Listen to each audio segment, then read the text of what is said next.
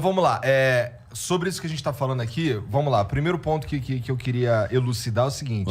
O problema a CPMI das fake news existe basicamente porque tem uma galera de forma muito organizada pondo dinheiro para disseminar essas paradas aí. E não é para fiscalizar se o Zezinho da padaria postou uma doideira qualquer. Não é para fiscalizar isso. O problema é que tem uma máquina para... É uma máfia. Para atacar a instituição. Tem uma máfia organizada para atacar as instituições. Para você que de repente é um ministro que tá para dar uma decisão, não é, Guga? Claro. Você tá para dar uma decisão, eles entram durante 15 dias em cima de você, que o ministro de repente fala, meu irmão,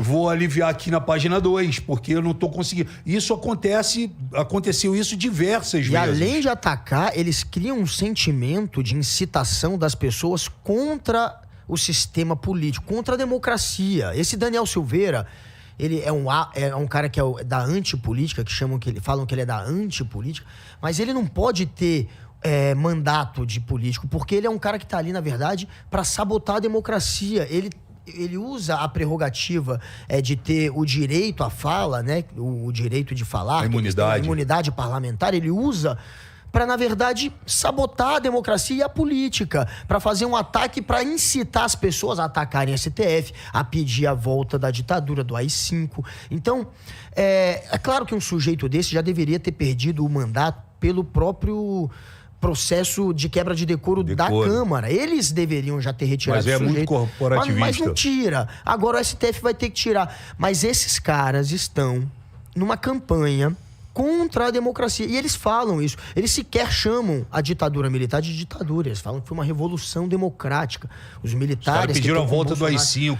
Porra, isso é inadmissível. Isso é contra... Primeiro, isso é ilegal. Isso é crime. Você pedir volta do AI-5, você criar animosidade entre os poderes, você fazer a Força Armada se voltar contra o Congresso Nacional, pedir para a Força Armada atacar ou invadir o Congresso, ou invadir o STF...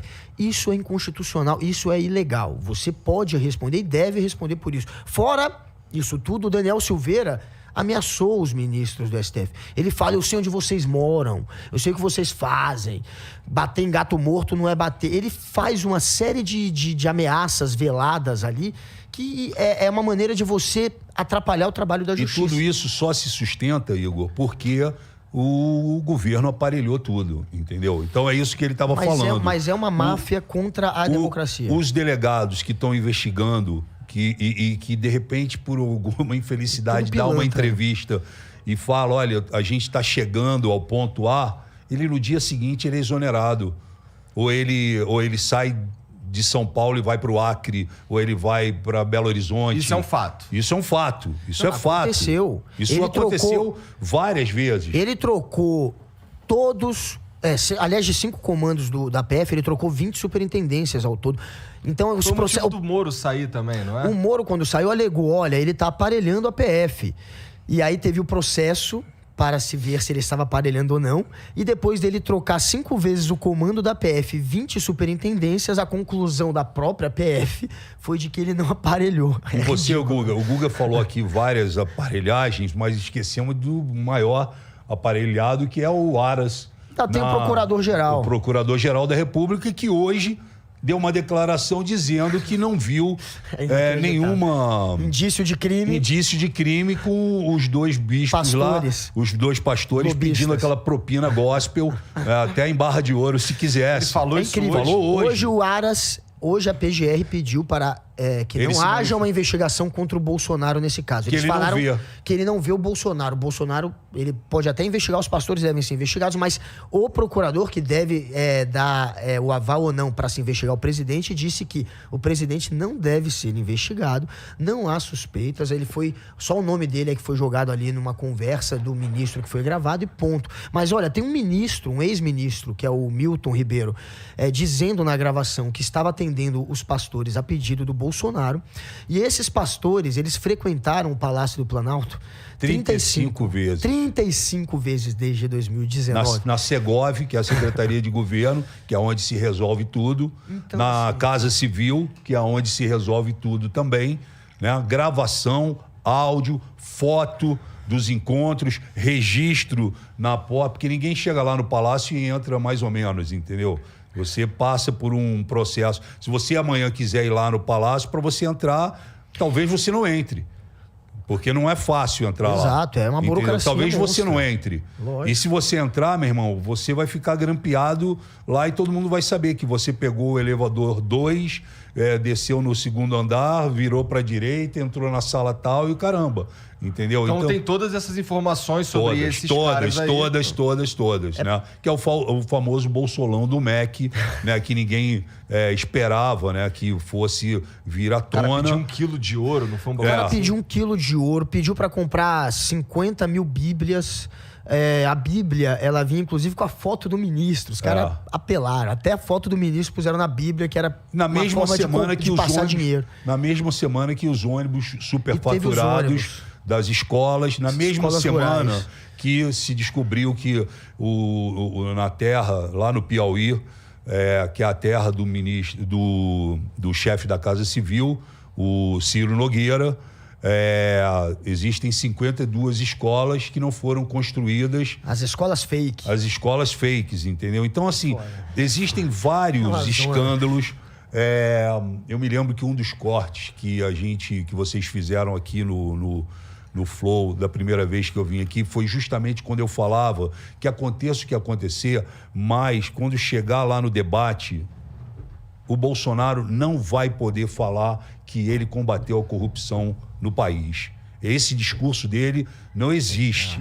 Não existe. Muito pelo contrário. São muitos problemas, processos e escândalos envolvendo a corrupção. O Bolsonaro é mais ou menos... Você tem quantos anos, irmão? 36. 36. Você assistiu o Papalégua, não assistiu? Então, você imagina, o Bolsonaro é o Papalégua. Sabe quando ele está num lugar assim que sai um jato de água aqui, ele bota a mão. Só que aí o jato sai desse lado, ele bota a outra. Aí o jato sai desse lado, ele bota o pé e ele vai bota a cara e o caramba, porque é assim, o governo dele toda hora explode uma parada, entendeu? É um ministro, é o outro, não, vamos deixar a boiada passar embaixo da mesa, entendeu? Porra, aquele discurso do Paulo Guedes. O Damares, brasileiro tem que se fuder, deixa todo mundo se fuder, Damares. Porra, vamos botar eles no bolso.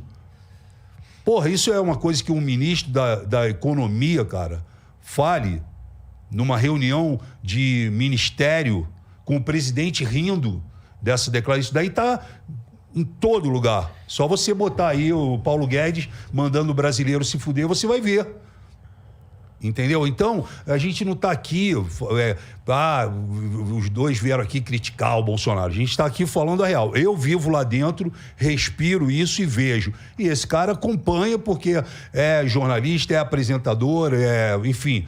E está vivendo esse dia a dia. Às vezes tem até informações privilegiadas do que eu, sabe? Porque recebe telefonema de todo mundo...